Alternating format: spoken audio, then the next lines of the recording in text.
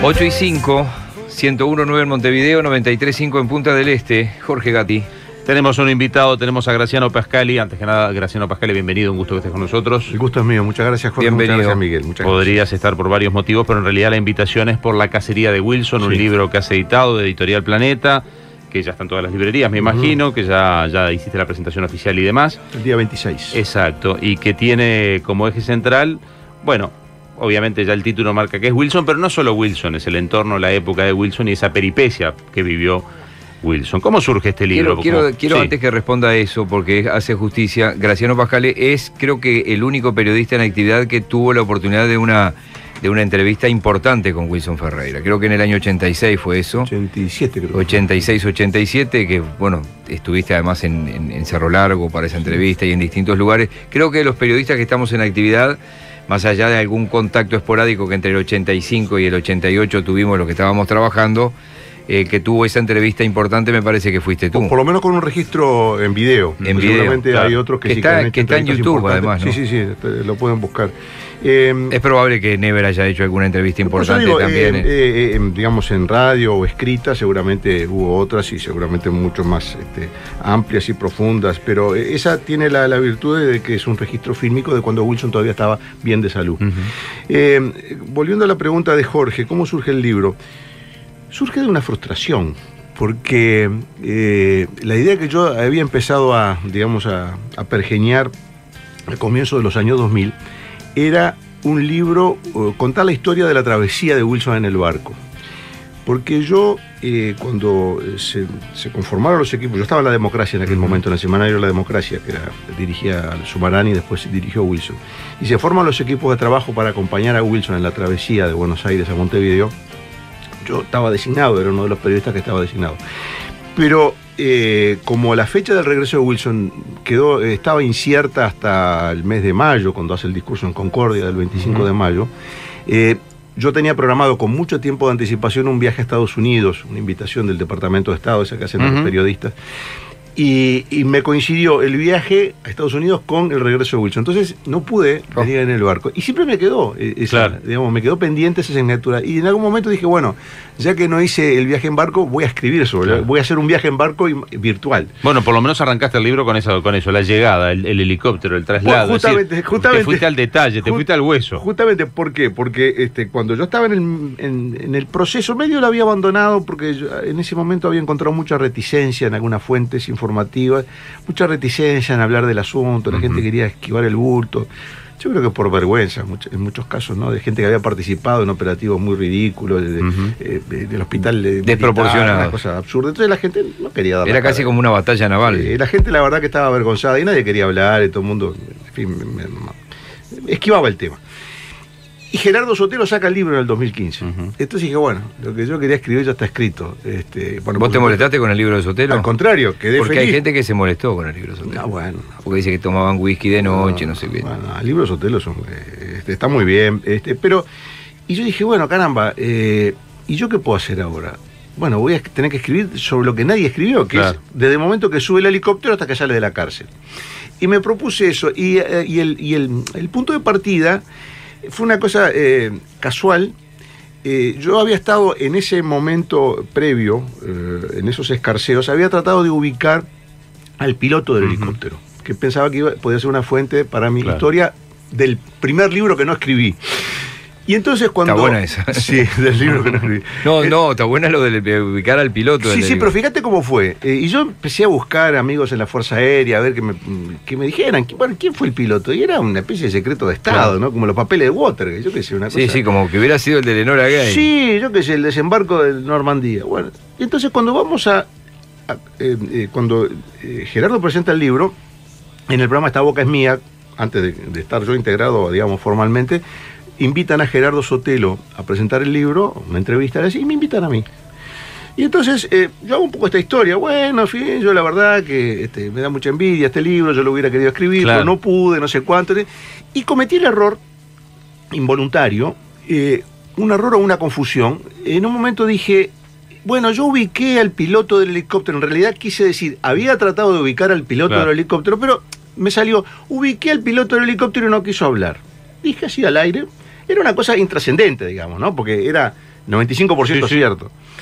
Se llama el piloto. Llama al piloto. Fue la mejor forma de que apareciera Llama al piloto. Mira que yo nunca hablé contigo. Llama al piloto. ¿Con Mire quién que fui habló yo. usted? Mire que fui yo. Discúlpeme. Claro. Sí, pues tenés mucho dato en el libro del Discúlpeme, piloto, la descripción claro, del vuelo, lo que habían hecho. Es lo mejor que habían me hecho. puede pasar, dijiste. Discúlpeme, la verdad, además me sentía Claro. avergonzado porque había dicho una cosa que no era correcta. Claro. O sea, salvo para él, para el resto del público Era correcto, sí. intrascendente. O sea, yo con el piloto, con un amigo del piloto era lo mismo. Y te juntaste con él. Entonces, registré el dato. 2015, julio del 2015. Registré el dato. Bueno, ¡ping! Tengo el piloto. Se me prendió. ¿Dónde está el piloto? Sí, lo No encontré. una película, pero el libro Lo lo tengo. encontré. Y después, en esas cosas que uno tiene por Facebook, ¿no? Que uno tiene muchos amigos en Facebook, alguien me escribe por interno. Mire que si usted algún día le interesa, yo fui, estuve en el cuartel de Trinidad, yo en ese momento era tal grado, tenía tal grado, servía en el ejército con tal grado, no sé, no me diga, ¿sí? Ping. Claro. Otro. Quedó otro. Y cuando tomé la decisión, cuando empecé a atar las puntas, el tercer elemento fue el expediente militar. Ujú. Fue lo que me dio más trabajo. Hice un largo periplo por oficinas judiciales, tuve que recurrir, yo diría, al más alto nivel posible en la justicia uruguaya para que me permitieran acceso al expediente, que es una cosa que, digamos, Debería ser recontra Claro. pública. y más para un periodista, y más para sobre- alguien que va a escribir. y sobre porque- todo casi 30 y pico años después. pero además para alguien que va a escribir, o sea, no es un documento histórico. Bueno, eso me costó mucho trabajo. Es decir, lo logré, me costó trabajo ubicar físicamente dónde estaba el expediente, y una vez que logré ubicar el lugar físico, mucho más trabajo me dio que me permitieran acceder. Planteé todas las cosas posibles. Mire, yo vengo acá con una lapicera, apunto, usted le Sí, dejo sí, el sí. expediente acá. No había manera. Al final se liberó. Y ese era el elemento clave. Claro.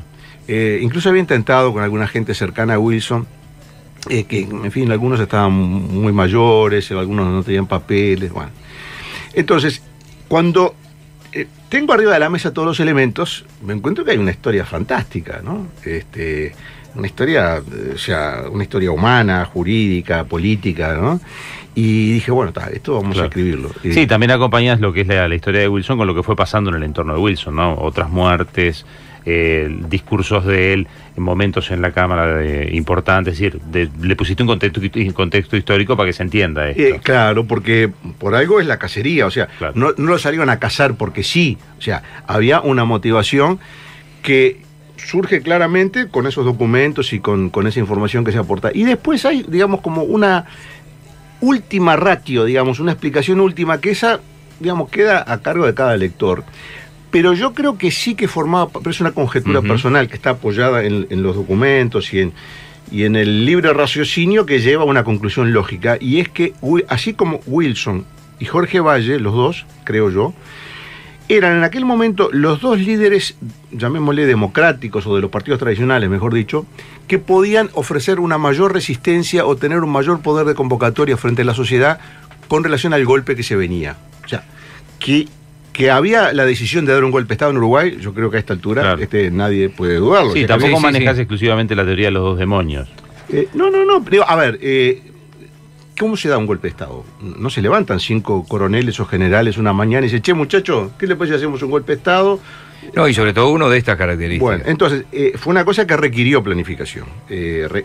Yo no encontré, porque seguramente no está escrito el plan de golpe de Estado, pero que había un plan, Claro. había. O sea, no se toma el poder así como así. Y uno de los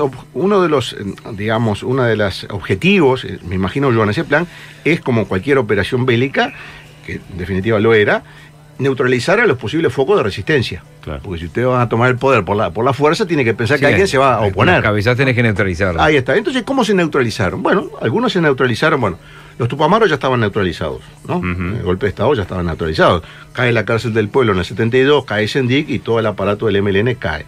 O sea, eso ya estaba neutralizado. Es decir, no era pensable una resistencia de un grupo armado Sí, para sí. enfrentar el golpe. No fue un golpe de Estado contra la guerrilla. La guerrilla No, estaba... No, y tampoco se esperaba estaba una reacción de vencida. la guerrilla.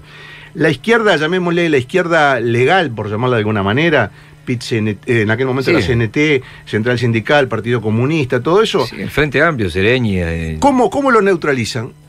Con febrero del 73. con los comunicados 4 y 7. Claramente los comunicados 4 y 7 fueron una maniobra de, como decís en la jerga militar, de diversión, en el sentido de distraer la atención y de engañar. Claro, en la página 78, por ejemplo, escribís: el levantamiento militar de febrero de 1973, saludado con expectativa por el Frente Amplio, fue el epílogo de un enfrentamiento entre los mandos militares y el Poder Ejecutivo que Bordaberry trató de dominar designando al general retirado Antonio Francese, o Francese, no sé cómo se dice, Francese, Francese era, quien ya había ocupado ese cargo en los gobiernos de Gestillo y Pacheco Areco como nuevo ministro de Defensa, reemplazando a Armando Maleta. Allí situás ese pregolpe del que tanto hablan. Y que la izquierda, con Sereñi, el Partido Comunista, el Diario del Popular, salvo Carlos Quijano, desde Marcha, que advirtió sobre el riesgo de la llegada de los militares al poder, el resto de la izquierda creyó que los militares iban a hacer una especie de revolución socialista, que iban a sí, los idealizaron un peruanismo. Ahí está. Entonces, bueno, y eso lo neutralizaron por ahí. Y cuando la izquierda se dio cuenta que el golpe venía en serio, que esto no era un chiste, fue en junio, hicieron la huelga general, pero ya era tarde. Sí, sí, y el propio Sereñi, ya era tarde. Su primera detención es después de eso. Ya era tarde. Y después quedaban dos líderes democráticos. Jorge Valle, al que lo ponen preso en octubre del 72, acusado de cosas falsas, porque el libro de Ronzoni reciente demostró que era falso, la infidencia y delitos económicos, etcétera. O sea, queda neutralizado Jorge Valle como líder del Partido Colorado, la fracción que no estaba con el golpe de Estado, y Wilson. Y a Wilson, ¿cómo lo, digamos, cómo arman la pieza contra Wilson para neutralizarlo? A través de los expedientes a los cuales yo accedí, que comienzan un año antes del golpe de Estado. Por eso la cacería de Wilson es previa al golpe de Estado. La primera actuación formal del expediente madre de Wilson en la justicia militar es de junio del 72, cuando el entonces teniente segundo Armando Méndez interroga a un joven tupamaro en busca de información sobre las actividades de Gutiérrez Ruiz, y después lo empiezan a conectar con Wilson y arman toda esa mentira que la propia justicia militar, una vez que Wilson ya no era una amenaza para, en ese momento, para la salida de la dictadura, porque también está el otro episodio, no la salida de la dictadura, o sea, Wilson fue un problema en la entrada de la dictadura y fue un problema en la salida de la dictadura, y en el medio. Wilson siempre fue un problema. Todo el invento jurídico de su detención lo marcas muy bien. La propia justicia militar después se desdice y dice, bueno, sí, la verdad que tiene razón el fiscal, tiene razón el abogado. Otro tema que al leerlo me quedó claro que querías en algún punto pararte sobre él es el de si tuvo o no intervención con los tupamaros, Wilson, porque allí está el tema de Amodio, está el tema, y entonces en la página 173 pones palabras de Wilson, ¿no? En este caso, ¿no? Nunca y en ningún caso creo ser uno de los poquísimos dirigentes políticos o militares del Uruguay que no tuvo ni contacto ni negociación con los tupamaros. Quiero ser muy preciso en esto. El propio Wilson explicando entonces que no había tenido. ¿Por qué es importante si tiene o no contacto con los militares? Antes que nada, es importante y es una de las grandes novedades que aporta en documentación el libro. Lo que tú leíste, es parte del interrogatorio que le hacen a Wilson la noche del 16 de junio del 84, cuando es llevado al cuartel de Trinidad. Ese es el interrogatorio, donde el acusado durante 10 años de los peores delitos contra la seguridad del Estado lo enfrentan a las pruebas y dicen, bueno, mire, acá en la página tal, Rosenkopf dice tal cosa, en la página tal, Marenales dice esto, en la otra Amodio dice esto, ¿usted qué tiene para decir? Y él contesta lo que dice eso. ¿Por qué tiene que ver? Porque esa supuesta, porque los militares, o la justicia militar, o la dictadura, tomó ese cúmulo de pruebas que se acumularon en una semana, varios años después de los hechos. O sea, supongamos que la entrevista fue en el año 72 o 73, 72, pongamos. Pero los interrogatorios sobre ese punto ocurren 11 años después. Es decir, se toman nota de la gravedad del episodio, los militares, una década después, y en el plazo de una semana interrogan a todos los cabecillas tupamaros presos para preguntarles sobre esa reunión. Entonces uno dice una cosa, otro dice, no, sí, lo levantamos en Magariño, Cervantes y no sé dónde. El otro, ¿y quién estaba? Estaba fulano, mengano, sultano. Y a mí me contaron, a mí me dijeron. Entonces, ¿qué quiere decir? Que había un afán para armar una prueba contra Wilson, de la cual también formó parte Amodio Pérez, con el famoso libro que él escribe en la cárcel. Escribir un libro en la cárcel, un dirigente tupamaro, con viromes, con papel, y hace contactos con Fasano y le entregan el manuscrito. ¿A quién se le ocurre que un preso puede escribir sus memorias en la cárcel, en la dictadura, tranquilamente? Claro, pero ¿por qué se entra? Lo que yo no llego a entender, ¿cuál es la gravedad de que Wilson hubiera tenido una reunión? Que él la niega, por eso lo leí, él la niega. Pero ¿qué hubiera sido la gravedad que hubiera tenido una reunión con los tupamaros? ¿A mi juicio? Sí. Ninguna, a mi juicio. Porque no llego a entender cuál era la acusación que le quieren hacer los militares. Porque buscan ese... Sí, vincularlo a los tupamaros, pero... Claro, como parte de una conspiración, como parte... Y seguro, una organización revolucionaria que anda con armas en la calle, un dirigente político se reúne con ellos. Claro, como parte de una conspiración. Bueno, ¿cuál es la razón por la que se reúne? Pero lo curioso es que esa acusación, que es una de las piezas claves digamos, aparte de la acción de Wilson en el exterior, esa acusación, o esa supuesta reunión de tan peligrosos y temibles alcances, ocurre o habría ocurrido en el mismo momento que hasta los propios militares negociaban con los tupamaros.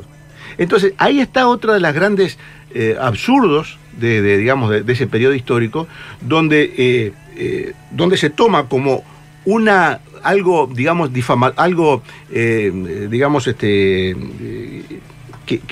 imposible de admitir, inadmisible, como algo inadmisible, que un líder democrático busque, a través de conversaciones, busque una salida lo menos sangrienta posible, porque en definitiva todos los que estaban conversando en ese momento no era para ayudar a los tupamaros a que tomaran el poder.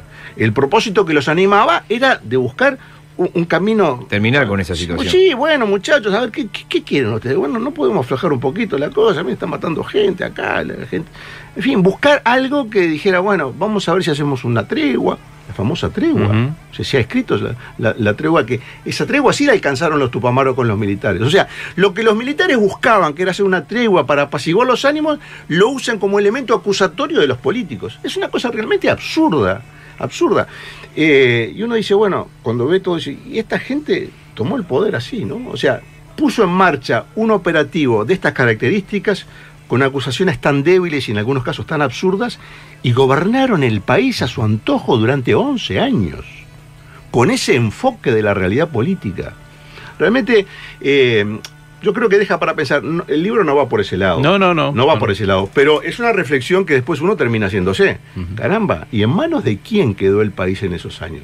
Gente que era capaz de lucubrar este tipo de cosas tan absurdas y tan ridículas para perseguir a un hombre que, en definitiva, en el acierto o en el error, alguien puede dudar hoy en Uruguay. Y esto va también para los militares que lo interrogaban, para los que lo acusaban, para los fiscales, para si queda alguno vivo todavía, o para... ¿Alguien dudó en algún momento que lo que Wilson buscaba era concordia en el país, armonía, democracia? ¿Alguien duda de eso? ¿Alguien dudó en algún momento que Wilson era un hombre que, como cualquier político, en el acierto o en el error, buscando un camino u otro, buscaba, digamos, que hubiera una convivencia pacífica en el país? En el camino ese que recorren ahí, que lo pones en el libro también, de elegir el candidato, ya se nos ha ido el tiempo, tú tenés que marchar incluso, pero última pregunta te hago. En el camino de encontrar el candidato para el Partido Nacional hay un reconocimiento de ese error, de esa imagen que Sumarán era solamente un provisorio, era un candidato provisorio, en definitiva. ¿Qué tanto pesaba el ego de Wilson? No es que lo pongas en el libro directamente, pero ¿qué tanto estaba ese de tengo que ser el candidato en la toma de decisiones que hicieron? Porque tú dejás claro que hubo errores. Apreciaron de que capaz que salía libre, capaz que no. O sea, como que hubo errores de... Alguien le dijo, venite que estás en juego o vas a salir pronto. Vas a salir pronto. ¿Qué tanto pesó la decisión de él? ¿Qué tanto la decisión del entorno? Eso es un terreno psicológico. Donde pero claro, escribiste el libro, me quedan conclusiones de leerlo, pero perfecto, digo, vos habrás trabajado un poco más eso. Yo, además, como decía Miguel, tuve trato con Wilson, no hablamos mucho de este tema, pero sí tuve trato con él. No voy a decir que llegué a conocer a Wilson, ni muchísimo menos. Pero luego las cosas fueron al revés. Yo primero tuve trato con él y después accedí a los documentos. Y en ningún caso encontré una contradicción en la imagen que yo me había formado de Wilson como persona, como ser humano, como líder político. En ningún momento encontré una contradicción de la imagen que yo me había formado. Luego, contrastándola con los documentos, no encontré una contradicción. Y yo creo que él sí tenía, más que tú dijiste la palabra ego, Que tienen todos los políticos, ¿no? Todos los políticos. Yo creo que lo que a él, me parece a mí, ¿no? Me puedo equivocar, lo que a él más le preocupaba en ese momento eran los equilibrios internos del Partido Nacional y de su grupo, de su sector. Esa me parece que es la preocupación que él tenía. Porque ahí sí habían roces y problemas, ¿no? Ahí sí habían roces y problemas. Habían figuras que, bueno, Carlos Julio Pereira, por ejemplo, aspiraba legítimamente a ser el candidato si Wilson seguía preso. Es una aspiración legítima de cualquier político. Y sí.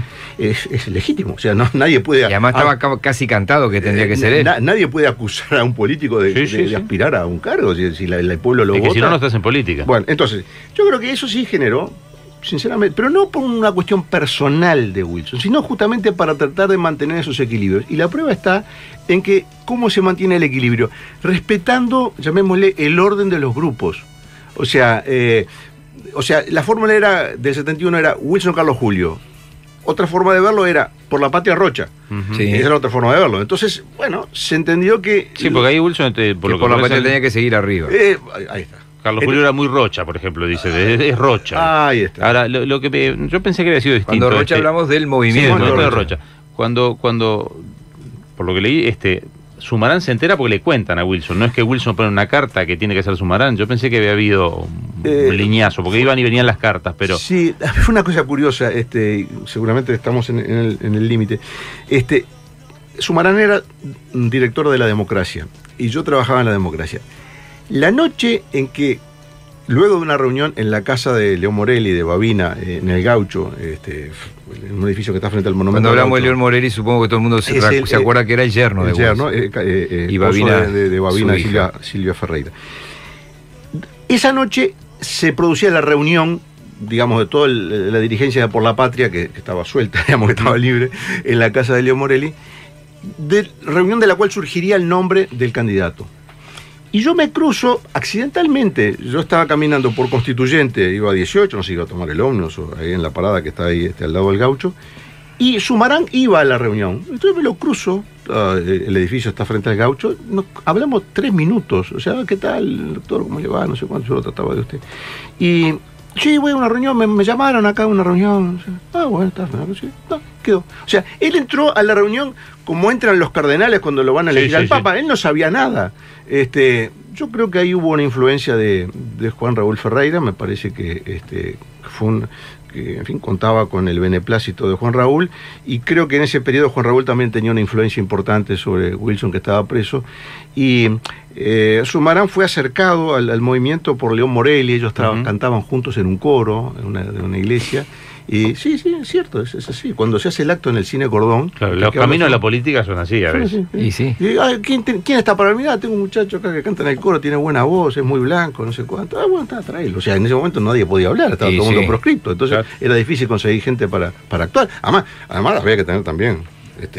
lo que hay que tener para enfrentar a una conseguías, pero como pasaba con los espectáculos de canto popular, te los bajaban en un minuto. Pero además había que subirse a un estrado y hablar y había gente infiltrada siempre. Pero había que tener decisión personal y coraje para jugarse. Bueno, pero volviendo a la pregunta tuya, yo creo que lo que hubo más que nada fue un tema de buscar equilibrios en una situación en la cual yo creo que se vio arrastrado por los hechos. Como yo digo, hubo errores de cálculo, hubo errores, seguramente los hubo, se vio arrastrado por los hechos y él sabía que el desenlace electoral ya lo presentía. Hay una anécdota allí de su esposa que dice que Wilson ya le había dicho en la cárcel que... Prepárense, para... Pero bueno, en definitiva yo creo que esto es un aporte, digamos, en base a documentos y algunas reflexiones que para quienes vivieron aquellos años y los quieren, digamos, refrescar y encontrar alguna punta que quedó suelta, y para los que no lo vivieron y tienen en su mente un relato que no es verídico, acá yo creo que hay muchos elementos como para reflexionar y formarse la propia opinión, que en definitiva es lo que importa, ¿no? Que el lector después se haga su propio, como le hiciste tú, con algunas preguntas y algunas reflexiones, se le haga al lector también, ¿no? Es así. Graciano Pajales, muchísimas gracias por hoy. El libro está a la vista y a la venta. A la vista está acá. A la vista y a la venta en las librerías de todo el país. Muchísimas gracias. Muchas gracias a ustedes. Planeta, perdón, Camilo, sé que usted es un tipo muy atento, pero con nuestras costumbres son avisarle al operador cuando nos callamos. Discúlpeme. Miren el guardaespaldas que tiene allí Camilo. Planeta Libro también, Planeta Libros, o Planeta de Libros de Editorial Planeta está atenta al programa también y retuiteando a nuestros twitters oficiales del programa. Muy bien. Gracias, Graciano. Ya venimos, hay mucho más hasta casi las 10 de la mañana. Poder Ciudadano Radio. Periodismo responsable y riguroso.